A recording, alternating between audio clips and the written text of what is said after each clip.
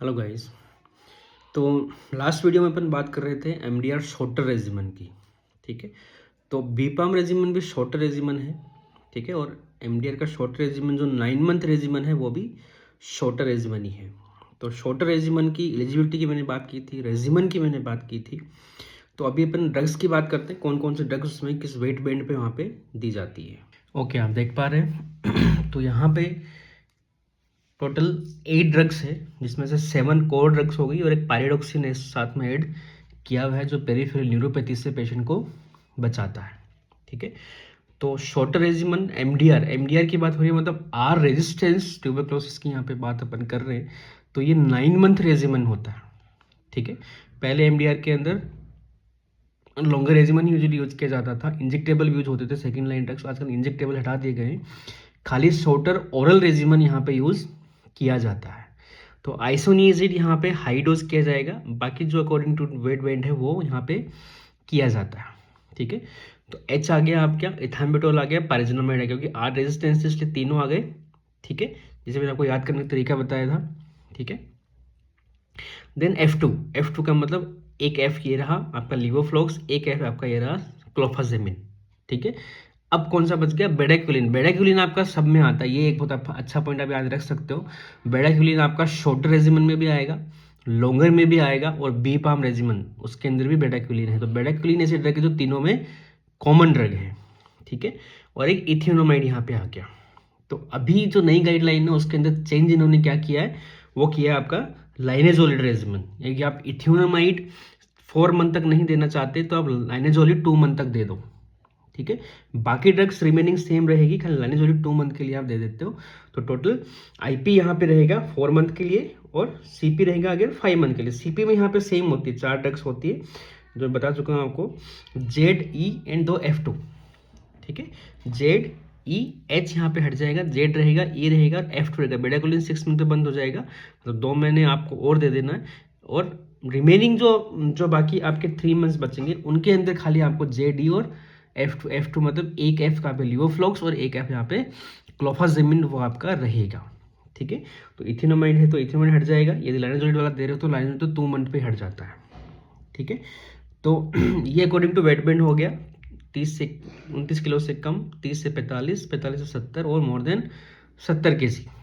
ठीक है, बेडाक्विलिन का फिक्स होता है, यहाँ पे कोई वेट बैंड नहीं होता बेडाक्विलिन के लिए, तो आपको याद रखना है बेडाक्विलिन।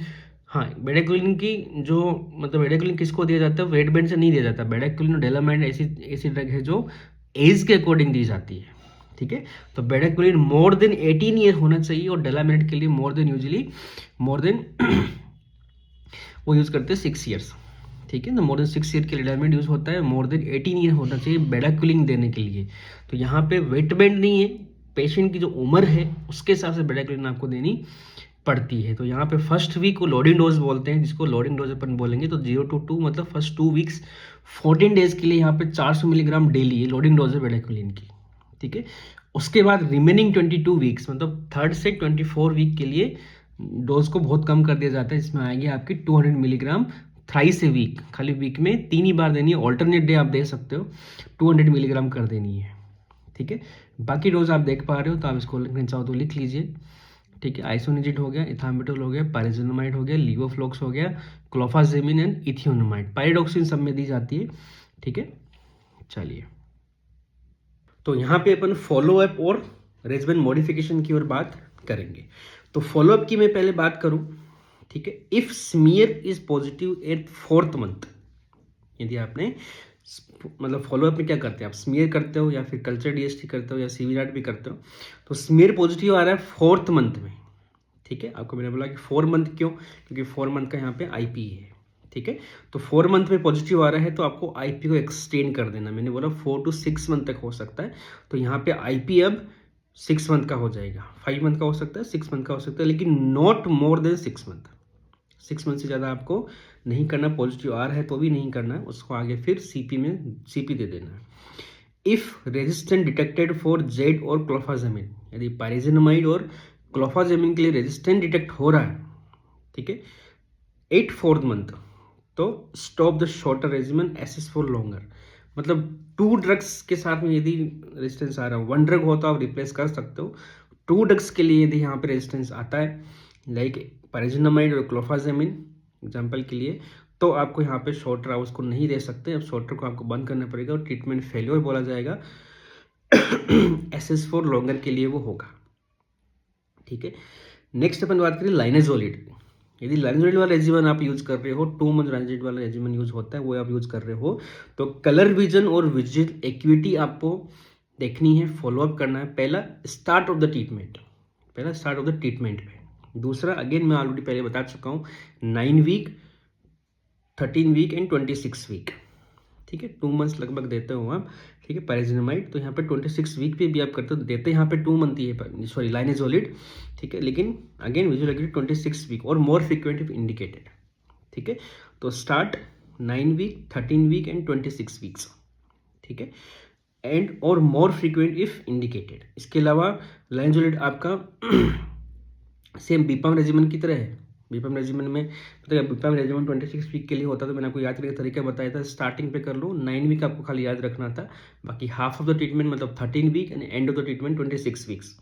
तो सेम यहाँ पे भी किया जा रहा है। ये रेजिमेन 9 मंथ का है, लेकिन फिर भी यहाँ पे जो तरीका है लाइनेजोलिड के फॉलोअप का वो सेम ही है, ठीक है। चलो, हीमोग्लोबिन, प्लेटलेट्स, अगेन बेसलाइन मतलब at start of the treatment आपको देना है। यहाँ पे 2 वीक, 4 वीक और 8 वीक, मतलब पहले 15 दिन पे करना है, फिर महीने भर पे, और फिर 2 मंथ्स पे कर लेना है, क्योंकि लाइनेजोलिड 2 मंथ्स के लिए चल रहा है, ठीक है। तो ये खाली 2 मंथ्स के लिए ही करना है। कलर विजन वाला आपका सेम बीपाम रेजिमेन की तरह करना है। नो नीड ऑफ TSH, क्यों? क्योंकि अपन यहाँ पे इथेनोमाइड नहीं दे रहे, लाइनेजोलिड रेजिमेन की बात चल रही है। यदि आप ये इथेनोमाइड नहीं दे रहे हो तो आपको TSH कराने की नीड नहीं है। नाट और स्मीयर टेस्ट कब कराएंगे? If positive at end of 3 month or later, if positive at the end of 3 month or later, end of IP, end of extended IP or end of treatment. यदि positive आ रहा है तो आपको इन सब situation में नाट आपको कराना पड़ेगा। किसके लिए? H fluoroquinolone second line injectable and ethionamide. H fluoroquinolone second line injectable and ethionamide. Second injectable क्यों करवाते हैं? XDR देखने के लिए। यदि XDR है तो उसके हिसाब से ट्रीटमेंट आगे फिर लॉन्गर रेजिमेन पे लेना पड़ता है पेशेंट को, ठीक है। मॉडिफिकेशंस की बात करें तो मैं ऑलरेडी बता चुका हूँ, लाइनेजोलिड मेनली मॉडिफिकेशन यहाँ पे करना होता है, लेकिन यहाँ पे थोड़ा सा अंतर है बीपाम रेजिमेन से। बीपाम के अंदर क्या किया था अपन ने? बीपाम के अंदर आपने लाइनेजोलिड को या तो वही चलने दिया था या फिर हाफ कर दिया था। वही चलने दिया था, कुछ दिन के लिए आप चलने दिया, विदिन 1 मंथ आपने रीचैलेंज कर दिया, थोड़े दिन बंद किया, रीचैलेंज विदिन 1 मंथ करना होता है। यदि आपने हाफ किया है तो आपने बीपाम जो रेजिमेन है उसको 39 वीक एक्सटेंड कर दिया था। यहाँ पे क्या होगा? यहाँ पे क्योंकि लाइनेजोलिड अपन खाली 2 मंथ्स के लिए दे रहे हैं, ठीक है। तो इफ पहली कंडीशन है मॉडिफिकेशन की, if patient miss the dose miss कर दी तो विदिन 2 मंथ आपको डोज कंप्लीट करानी है। चाहिए आप कुछ दिन एक्स्ट्रा डोज दो उसको, सेम डे आपको एक्स्ट्रा डोज दो, आधी गोली एक्स्ट्रा दे दी 300 वाली, अगले दिन अगली 300 एक्स्ट्रा दे दी, तो विदिन 2 मंथ को कंप्लीट करवानी है नंबर ऑफ ड्रग्स, ठीक है। दूसरी सिचुएशन क्या हो सकती है? If adverse events occurs, if adverse events occurs, तब आपको यहाँ पे करना है। तो यहाँ पे you do not reduce the treatment, आपको 300 mg नहीं करना है, ठीक है। क्योंकि बीपाम रेजिमेन के अंदर लाइनेजोलिड पूरा 26 वीक चला था, तो वहाँ पे आप कम कर दे रहे हो तो आपको 39 वीक तक चलाना, एक्सटेंड कर देना है, लेकिन यहाँ पे ओनली 2 मंथ्स ही चलता है, ठीक है। तो इवन साइड इफेक्ट हो रहे हो तो भी आपको डिक्रीज नहीं करना, आपको साइड इफेक्ट को मैनेज कर लेना है। क्यों? क्योंकि 2 मंथ्स में लाइनेजोलिड बंद हो जाएगी, उसके बाद नहीं चलेगी, तो 2 मंथ के बाद साइड इफेक्ट ऑलरेडी ठीक हो जाएंगे, ठीक है। दूसरा है बेडाक्विलिन। बेडाक्विलिन को एक्सटेंड आप कर सकते हो even after 6 month if smear positive at the end of 6 month. 6 month पे स्मीयर पॉजिटिव आता है तो आप उसको अप टू 9 मंथ तक एक्सटेंड कर सकते हो, ठीक है। तो this is all about shorter regimen. ये शॉर्टर रेजिमेन हो गया। हाँ, थोड़ी सी एक बात और करेंगे यहाँ पे, यदि इंटॉलरेंस है लाइनेजोलिड का, यदि लाइनेजोलिड का ज़्यादा ही इंटॉलरेंस है, पूरा टॉलरेट नहीं कर पा रहे, तो आप इथियोनामाइड रेजिमेन दे सकते हो, ठीक है। क्यों? अभी अगेन वही बात, बीपाम रेजिमेन में अपने इंटॉलरेंस ज़्यादा ही था तो अपन ने लाइनेजोलिड को हाफ कर दिया था। यहाँ पे हाफ नहीं करना, अभी मैंने बताया 600 ही चलेगी, लेकिन ज़्यादा ही इंटॉलरेंस है, ठीक है। कोशिश करो आप मैनेज करो, नहीं हो रहे तो आप उसको हटा के फिर इथियोनामाइड रेजिमेन पे ले लो पेशेंट को। तो इथियोनामाइड अगेन 4 to 6 मंथ चलनी है, तो उसके अकॉर्डिंग चलेगी। लेकिन आप यदि नहीं ले पा रहे हो, इथेनोमाइड में भी नहीं ले पा रहे हो, इथेनोमाइड में भी नहीं ले पा रहे हो और लाइनोजोलिड भी नहीं दे पा रहे हो, तो अब आपको यहाँ पे ट्रीटमेंट फेल्योर बोलना पड़ेगा। तो ट्रीटमेंट फेल्योर हो जाएगा और पेशेंट लॉन्गर रेजिमेन के लिए एसेस कर लेना। दूसरा, इफ जेड और ई इंटॉलरेंट है, यदि पायरिजोनामाइड और इथाम्बिटोल इंटॉलरेंस है, तो इनमें से कोई भी एक स्टॉप कर सकते हो, बट ओनली वन, कोई भी एक स्टॉप कर किया जा सकती है, लेकिन in CP phase, not in IP. यदि आईपी में इसमें हो रहा है तो आपको रिप्लेस करना पड़ेगा, लाइनोजोलिड से कर दो या इथेनोमाइड से कर दो या किसी और ड्रग से कर दो, लेकिन सीपी के अंदर आप इसमें से एक स्टॉप कर सकते हो, लेकिन 2 और मोर देन 2 कभी स्टॉप नहीं होती, ये हमेशा याद रखना। कोई भी रेजिमेन में 2 ड्रग्स स्टॉप हो रही है तो वो रेजिमेन फेल माना जाएगा। तो यहाँ पे भी ऐसा ही है, 2 और मोर देन 2 ड्रग्स यदि स्टॉप होती है तो रेजिमेन फेल हो जाएगा, तो इसको ट्रीटमेंट फेल्योर बोला जाएगा। यहाँ ऑल ओरल लॉन्गर रेजिमेन यहाँ पे कंसिडर किया जाता है, जो एमडीआर एक्सडीआर दोनों के लिए। तो नेक्स्ट अपन बात करने जा रहे हैं लॉन्गर ओरल रेजिमेन की, जो एमडीआर और एक्सडीआर दोनों के लिए है। ठीक है, तो रेजिमेन की यहाँ मैं बात करूँ तो सबसे पहले बेडाक्विलिन, मैंने ऑलरेडी बोला कि बेडाक्विलिन ऐसी ड्रग है जो तीनों में कॉमन है, बीपाम रेजिमेन में, शॉर्टर में और लॉन्गर में। ठीक है, तो 6 to 9 मंथ के लिए, 6 या फिर 9 मंथ के लिए, 2 नहीं है यहाँ पे, ये याद रखना, एक इंपॉर्टेंट पॉइंट है, 6 to 9 मंथ नहीं है, आइदर 6 आइदर 9। कैसे, मैं आपको समझाऊंगा आगे। दो अच्छा तरीका याद करने का, C2 F2, आप C2 L2 यहाँ पे आपको याद रखना, वहाँ आपने F2 याद रखा था। F मतलब क्लोफाजेमिन में F आ रहा है और लियोफ्लॉक्स में F आ रहा है, तो वहाँ पे क्लोफाजेमिन और लियोफ्लॉक्स था शॉर्टर रेजिमेन में। यहाँ पे C2 L2 है, C2 C4 क्लोफाजेमिन, C4 cycloserine, L2 अब L2 है तो एक लियोफ्लॉक्स वगैरह, एक लाइनोजोलिड यहाँ पे आ जाएगा। तो इस तरह से 5 ड्रग्स होती है खाली। लॉन्गर रेजिमेन में नंबर ऑफ ड्रग्स कम है, ओनली 5 ड्रग्स है।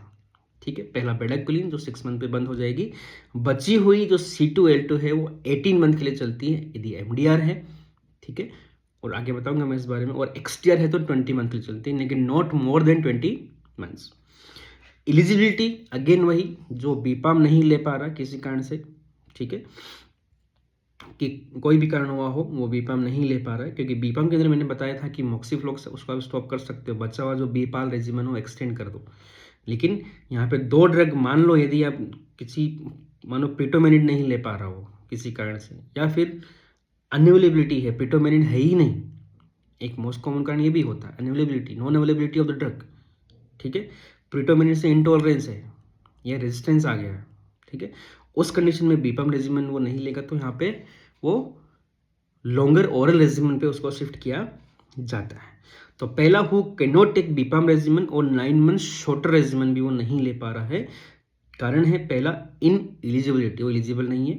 दूसरा एडिशनल रेजिस्टेंस है, पता है किसी रेजिस्टेंस यहाँ पे आ गया, इंटॉलरेंस है या फिर non availability of the drug है।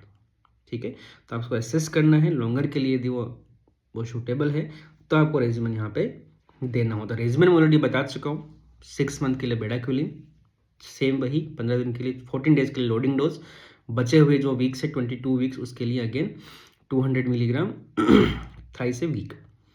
और C2 L2 ये पूरा 18 मंथ और 20 मंथ के लिए चलता है यदि एक्सडीआर है तो।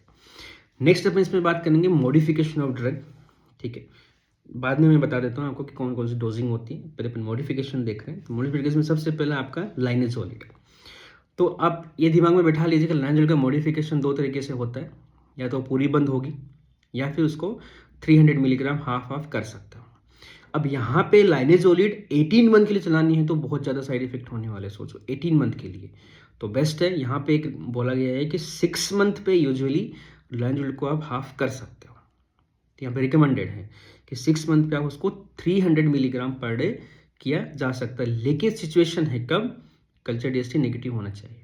ठीक है, it can be reduce up to 300 milligram per day after 6 month of treatment. Decision will be taken on 5th और 4th कल्चर रिजल्ट्स। यदि 5th मंथ वाला नहीं आया, लेट हो गया, तो आप 4th मंथ के कल्चर रिजल्ट से भी आप देख सकते हो।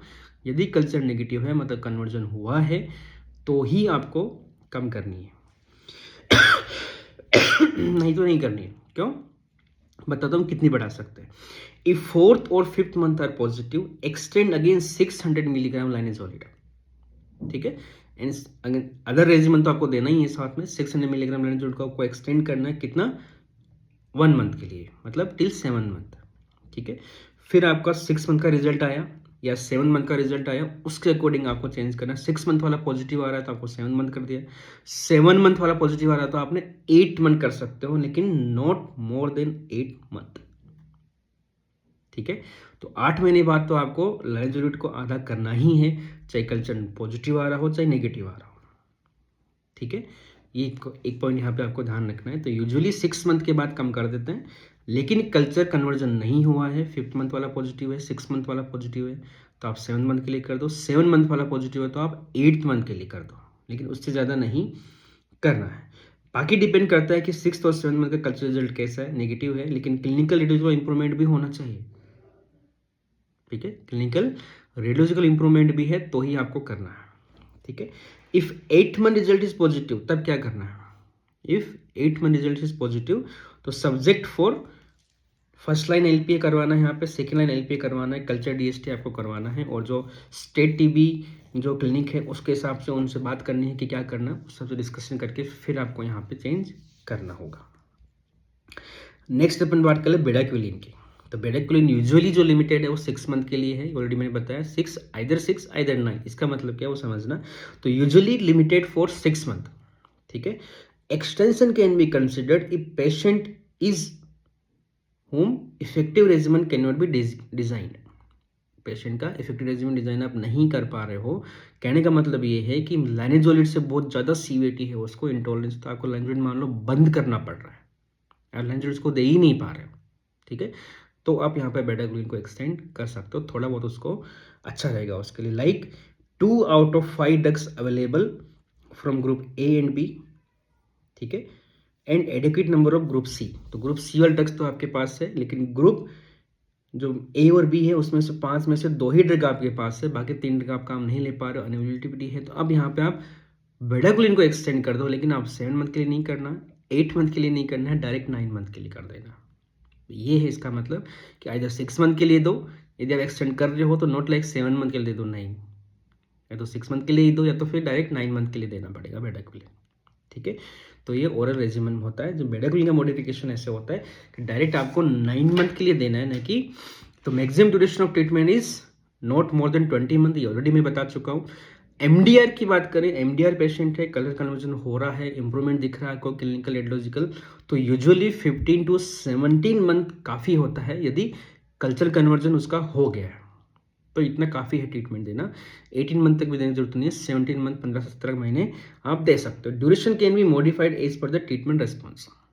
तो 15 महीने, 16 महीने, 17 महीने, 18 महीने, इन चारों में से आप क्लिनिकल और रेडियोलॉजिकल इंप्रूवमेंट या फिर मॉडिफाइड जो ट्रीटमेंट रेस्पॉन्स है पेशेंट का वो अच्छा है तो आप उसको बंद कर सकते हो। लेकिन एक्सडीआर है यदि, तो ड्यूरेशन 20 मंथ के लिए होगा। यदि एक्सडीआर है तो ड्यूरेशन 20 मंथ के लिए होगा। एक क्वेश्चन और आता है बच्चों के अंदर क्या करना है, तो इसमें एक जगह लिखा है कि लेस देन 5 ईयर जो किड्स है उसके लिए क्या करना है। तो बेडाक्विलिन यूजुअली नहीं दिया जाता, तो यहाँ पर डेलामेंट से रिप्लेस किया जाता है, ठीक है। लेकिन एक जगह इन्होंने डेलामेंट करी है कि 6 to 11 ईयर्स तक डेलामेंट देते हैं, और 11 ईयर्स से बाद अलग डोज होती है तो उसको अपन आगे देखेंगे। तो लॉन्गर रेजिमन एक अच्छा रेजिमन है, नंबर ऑफ ड्रग्स इसमें कम है, लेकिन हाँ ड्यूरेशन इसमें ज़्यादा है, वो ध्यान रखना है। तो शॉर्टर और बीपाम के लिए कोई एलिजिबिलिटी नहीं है तो आपको लॉन्गर पे ही लेना पड़ता है, लेकिन लॉन्गर के लिए लेने के लिए आपको एक जो अच्छा सेंटर है, डिस्ट्रिक्ट टीबी जो सेंटर है, उनसे एक बार डिस्कस करना है, पेशेंट को वहाँ भेजना है, एलिजिबिलिटी चेक करवानी है, उसके बाद ही आपको स्टार्ट करना है, ठीक है। नेक्स्ट अपन बात करेंगे एच मोनो और पॉली डीआरटीपी। एच मोनो और पॉली का मतलब क्या है, ठीक है। चलो उसके पहले अपन एक बार जो लॉन्गर रेजिमेन उसकी डोजिंग देख लेते हैं। यस, देख पा रहे हैं, तो यहाँ पे 17 ड्रग्स है, यहाँ पे देखिए 17 ड्रग्स लिखिए। लियोफ्लॉक्स आपका आ गया, इसके अंदर मॉक्सीफ्लॉक्स भी आप कर सकते हो, हाइड्रोज मॉक्सीफ्लॉक्स, ये मैंने बताया ना ये मॉडिफिकेशंस होते हैं, ये आप कर सकते हो। कोई लियोफ्लॉक्स टॉलरेट नहीं कर पाया या लियोफ्लॉक्स है ही नहीं, अवेलेबिलिटी है, कोई कारण है, तो आप मॉक्सी देख सकते हो। बेडाक्विलिन का देखो फिक्स है, यहाँ पे कोई डोज रेजिमन नहीं है। इसी तरह डेलामिनेट का भी फिक्स है, कोई डोज रेजिमन नहीं है, अकॉर्डिंग टू वेट नहीं है, अकॉर्डिंग टू एज यहाँ पे होता है। मैंने बताया था 50 मिलीग्राम ट्वाइस डेली, मतलब 100 milligram for 24 weeks for 6 to 11 week. तो यहाँ पे डायरेक्ट ही 6 मंथ का रेजिमन होता है और एक ही है, कोई मॉडिफाई नहीं करना, खाली एज है 6 से 11 साल के लिए 50 मिलीग्राम डेली, मतलब बीडी है, 2 टाइम्स अ डे, और मोर देन 12 ईयर के लिए 100 मिलीग्राम डेली है, 100 milligram sorry twice 200 milligram daily है। तो अगेन 6 मंथ के लिए एग्जिट होता है, ठीक है। किसी कारण से आप कुछ ड्रग नहीं दे पा तो आप अमिकासिन भी यूज कर सकते हो। इसके अलावा पैराजिनामाइड हो गया, इथेनोमाइड हो गया, पास आप यूज करते हो, रिप्लेस आप कर सकते हो, इथाम्बिटोल, इमीपिनिम, ये सब यूज होता है, मीरोपिनिम, अमोक्सिक्लेव, ये सब यूज होता है। इसके अलावा पाइरोडॉक्सिन आपको पता ही है, पेरिफेरल न्यूरोपैथी कम करने के लिए दिया जाता है। तो ये अलग अलग डोज रेजिमेंट हो गए, ठीक है। आप चाहो तो इसको लिख सकते हो। नेक्स्ट अपन बात करते हैं एच मोनोपोली। तो एच मोनो और पोली DRTB जो है, ठीक है, एच रेजिस्टेंस है, यहाँ पे आर रेजिस्टेंस नहीं है, ठीक है। तो जब आर रेजिस्टेंस होता है तो अपन आर को हटा देते हैं, HZE अपन दे रहे थे, एच को अपन ने हाई डोज किया था क्योंकि वहाँ पे सिंगल जो है वो रेजिस्टेंस हो सकता है साथ में, इसलिए यहाँ पे एच मोनोपोली मतलब आर रेजिस्टेंस नहीं है, तो अब आप यहाँ पे RZE दोगे प्लस लीवोफ्लॉक्स, इतना सा याद रखना है। तो ये 6 मंथ का रेजिमेंट होता है, RZE एंड लीवोफ्लॉक्स, ये आपको देना है। तो यहाँ पे कोई सेपरेट IP और CP नहीं होता है, टोटल पूरा का पूरा 6 मंथ के लिए है। अब यहाँ पे क्वेश्चन बनता है कि किसी को लूज ड्रग नहीं मिले, ठीक है, लूज ड्रग मतलब RZE लूज ड्रग मान लो नहीं मिले, तो अब आप यहाँ पे FDC यूज कर सकते हो, अपन मतलब HRZE आप यहाँ पे यूज कर सकते हो, प्लस लूज लीवोफ्लॉक्स साथ में दे सकते हो। Better note to start the treatment, इसका ट्रीटमेंट नहीं दे रहे उससे बेटर है कि आप HRZE दे दो, एच साथ में दे दो, कोई दिक्कत नहीं, ठीक है। एक्सटेंशन की यहाँ पे बात करें तो एक्सटेंशन यहाँ पे डायरेक्टली 9 मंथ होता है, नहीं कि 7, 8 मंथ, 9 मंथ ऐसे नहीं है, डायरेक्टली 9 मंथ एक्सटेंड करना चाह रहे हो, डायरेक्ट 9 मंथ। किस में करते हैं एक्सटेंशन? पहला एक्सटेंसिव डिजीज एक्सटेंसिव है, दूसरा अनकंट्रोल्ड कॉमोर्बिडिटी साथ में है, उसको डायबिटीज़ है, ठीक है, कोई और डिजीज़ है, कार्डियोवास्कुलर है, मतलब जो सीवीटी बढ़ा सकती है। EPTB एक्स्ट्रा पल्मोनरी TB के लिए आप यहाँ पे एक्सटेंड कर सकते हो डायरेक्ट, लेकिन 9 मंथ के लिए करना है, 6, 7, 8, 9 ऐसे नहीं करना। If smear positive at the end of 4 month, if smear positive at the end of 4 month, तो प्रोबेबिलिटी होती है कि 6 मंथ पे भी पॉजिटिव आए, तो डायरेक्ट 9 मंथ के लिए कर दो आप, ठीक है। इफ नो इम्प्रूवमेंट और treatment fail, if no improvement और ट्रीटमेंट फेलियर इज देयर, तो patient can be shift to BPAM regimen, shorter 9 month regimen, या फिर longer oral regimen according to eligibility of the patient.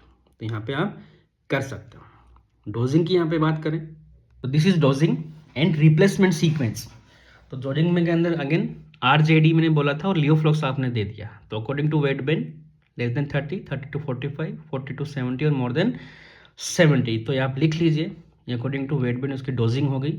Replacement sequence क्या है? यदि लीवोफ्लॉक्स और पायरिजिनामाइड दोनों में से एक आप यूज नहीं कर पा रहे हो, ठीक है, R और E उतना साइड इफेक्ट नहीं करता, पायरिजिनामाइड करता है, सीवियर साइड इफेक्ट होता है। R और E का साइड इफेक्ट आप मैनेजेबल होता है, मैनेज कर सकते हो, ठीक है। तो R और Z दोनों में से कोई एक, सॉरी लीवोफ्लॉक्स एंड Z दोनों में से कोई एक आप यूज नहीं कर पा रहे हो, तो रिप्लेस विद लाइनेजोलिड। अब यहाँ पे आप लाइनेजोलिड दे सकते हो। लाइनेजोलिड भी यदि आप यूज नहीं कर पा रहे हो, ठीक है, तो आप साइक्लोसेरिन और क्लोफाजामिन फिर 2 देनी पड़ेगी। लाइनेजोलिड तो अकेले से याद रखो, लाइनेजोलिड थोड़ी स्ट्रॉन्ग ड्रग है, तो लाइनेजोलिड यहाँ पे अकेले काम करेंगे। लाइनेजोलिड भी नहीं दे पा रहे हो तो यहाँ पे क्लोफाजामिन और साइक्लोसेरिन आपको दे देनी है, ठीक है। यदि दोनों ही नहीं दे पा रहे हो, मतलब लीवोफ्लॉक्स और पायरिजिनामाइड दोनों ही आप यूज नहीं कर पा रहे हो, 2 ड्रग आपने हटाई है, तो 2 ड्रग ही आपको जोड़नी है, ठीक है। बेटर है यहाँ पे आप इन तीनों में से 2 ड्रग अच्छी वाली लो, लाइनेजोलिड और क्लोफाजामिन ले लीजिए जैसे, ठीक है। तो सबसे पहले लाइनेजोलिड आपको लेनी पड़ेगी, क्लोफाजामिन बाद में लेनी पड़ेगी। लाइनेजोलिड आप नहीं दे पा रहे हो तो क्लोफाजामिन साइक्लोसेरिन लेनी है, in order to preference based on resistance, tolerability and availability. यदि R ही रेजिस्टेंस है तब तो आपको पता ही है पेशेंट MDR हो गया, अब तो इसमें तो सोचना ही नहीं है। तो यहाँ पे तो शॉर्टर रेजिमेन या फिर ओरल रेजिमेन, लॉन्गर रेजिमेन आएगा, ठीक है। तो मेनली जो है रिप्लेसमेंट यही वाला। R रेजिस्टेंस ही हो गया फिर तो क्या ही मतलब है, फिर तो आगे MDR हो गया वो, ठीक है। H मोनोपोली रहा ही नहीं ना पेशेंट अब तो। लास्ट एक पॉइंट में और कवर कर रहा हूँ यहाँ पे, स्विचिंग ऑफ द रेजिमेन। तो यहाँ पे आप दोनों स्विच कर सकते हो, मतलब BPAM और शॉर्टर रेजिमेन की जगह लॉन्गर भी आप यूज कर सकते हो, लॉन्गर की जगह BPAM और शॉर्टर भी यूज कर सकते हो, ठीक है। तो पहला है BPAM और 9 मंथ शॉर्टर रेजिमेन की जगह लॉन्गर आप यूज कर रहे हो, तो किन कंडीशन में यूजली किया जाता है? रेजिस्टेंस डेवलप हो गया, टॉलरेबिलिटी का इश्यू है, non availability of the drug है, या फिर किसी कारण से इंटरप्शन हुआ है, मतलब उसने 1 मिनट 1.5 मिनट लिया नहीं, छोड़ दिया, तो फिर उसको ओरल देना पड़ता है। शॉर्टर बीच में 1-1.5 महीने छोड़ दिया तो मतलब मोर देन 1 मंथ छोड़ दिया तो उसको लॉन्गर पे लेना। तो यहाँ पे डिस्कस करना है state difficult to treat TB clinic से आपको सबसे पहले, उसके बाद ही लॉन्गर पे उसको लेना। दूसरा उल्टा अपन सोचे कि कोई लॉन्गर पे है, तो लॉन्गर पे होने का मतलब कब लॉन्गर की एलिजिबिलिटी क्राइटेरिया होता है क्या, यदि पेशेंट की हिस्ट्री है सेकेंड लाइन ड्रग्स के एक्सपोजर की मोर देन 1 मंथ की, more than 1 month second line exposure की हिस्ट्री है, सेकेंड लाइन ड्रग्स की एक्सपोजर की हिस्ट्री है, तो पेशेंट को लॉन्गर पे लिया जाता है। लेकिन बाद में पता लगा कि कल्चर के बाद में कि कोई भी उसमें रेजिस्टेंस नहीं है, अच्छा खासा है पेशेंट, खाली लॉन्गर से एक्सपोज हुआ था, किसी ने दे दी थी, उस कारण से आपने जो मतलब सेकेंड लाइन ड्रग्स से एक्सपोज हुआ था इसलिए आपने लॉन्गर स्टार्ट करना पड़ा था। अब लेकिन आप उसको शॉर्टर और बीपाम रेजिमेन दे सकते हो क्योंकि उसके अंदर कोई भी रेजिस्टेंस नहीं है, लाइक INHA, केटजी, ठीक है, फ्रोगुनोलोन, पाइरिजिनामाइड, बिडाक्विलिन, प्रीटोमेनिड, डेलामेनिड, इनमें कोई भी रेजिस्टेंस नहीं है। तो इधर बीपाम इधर शॉर्टर, जो आपको लगे अवेलेबिलिटी के हिसाब से, एलिजिबिलिटी के हिसाब से आप उसको दे सकते हो। एक यहाँ पे पॉइंट बनता है बेडाक्विलिन का, क्योंकि बेडाक्विलिन ऐसी ड्रग है, मैंने ऑलरेडी बताया था कि तीनों रेजिमेन में आती है बेडाक्विलिन ड्रग। तो मान लो आपने पेशेंट आपके पास आया, आपने स्टार्ट कर दिया कोई रेजिमेन, लॉन्ग रेजिमेन स्टार्ट कर दिया, बेडाक्विलिन आपने दे दी, तो एक क्वेश्चन यहाँ पे बनता है कि इफ लोडिंग डोज से पहले आप स्विच कर रहे हो, लोडिंग डोज के बाद आप स्विच कर रहे हो, तो कैसे करोगे? ठीक है, तो लोडिंग डोज चल रही है, पेशेंट को 10 दिन ही हुए हैं और आपको स्विच करना है, पता लग गया कि रेजिस्टेंस नहीं है, आपको तो स्विच करना है, इतना लंबा रेजिमेन हम तो नहीं देना। पेशेंट ने बोल दिया कि हम तो 18 महीने नहीं लेंगे, हम तो 9 महीने वाला लेंगे, किसी कोई भी इशू आए, तो इसमें यहाँ पे क्राइटेरिया ये है कि विद इन 14 डेज यदि आप स्विच कर रहे हो तो आपको कोई छेड़छाड़ नहीं करनी बेडाक्विलिन के साथ, ठीक है, कंटिन्यू सेम फॉर 14 डोज, मतलब लोडिंग डोज आपको 14 डोज उसी को कंटिन्यू कर देना और बचा हुआ रेजिमेन जो 22 वीक का बच के उसको आगे कंटिन्यू कर देना है, ठीक है। और जो शॉर्टर आप हटा के आप लॉन्गर कर रहे हो या लॉन्गर हटा के शॉर्टर कर रहे हो, तो खाली वो आपको जो ड्रग्स बची हुई थी उनको वापस भेज देना है रिकॉन्स्टिट्यूशन के लिए और नया बॉक्स स्टार्ट कर देना है अकॉर्डिंग टू लॉन्गर स्टार्ट करना तो लॉन्गर वाला, शॉर्टर स्टार्ट करना चाहते हो तो शॉर्टर वाला, ठीक है। दूसरा है मोर देन 14 वीक, यदि लोडिंग डोज ले ली उसने ऑलरेडी, उसके बाद आप बेडाक्विलिन स्टार्ट कर रहे हो, तो यहाँ पे गाइडलाइन है कि दोबारा उसको लोडिंग डोज नहीं देनी है, कंटिन्यू फ्रॉम देयर ओनली, ठीक है। तो जैसे 25 दिन हो गए तो 14 दिन तो उसने लोडिंग डोज ले ली, अब 10 दिन और हो गए ऊपर, कोई इशू नहीं है, अब 200 मिलीग्राम थ्राइस ए वीक वाला ही आपको देना है, ना कि लोडिंग डोज देना है, ठीक है। तो ये एक यहाँ पे ध्यान रखना है। तो स्विचिंग कर सकते हो बीपाम शॉर्टर रेजिमेन टू लॉन्गर में, या फिर लॉन्गर को शॉर्टर और बीपाम रेजिमेन में। पहले किसी ने स्टार्ट कर दी, बाद में पेशेंट को बोला किसी ने कि नहीं हमें 18 महीने लेना तो बहुत मुश्किल है, हम तो 9 महीने वाला लेंगे या बीपाम रेजिमेन 6 मंथ वाला लेंगे, तो एलिजिबिलिटी चेक करके आप उसको कर सकते हो, ठीक है। तो this is all about MDR, shorter, BPaM, longer regimen, H monopoly regimen and switching of the regimen, ठीक है। Thank you.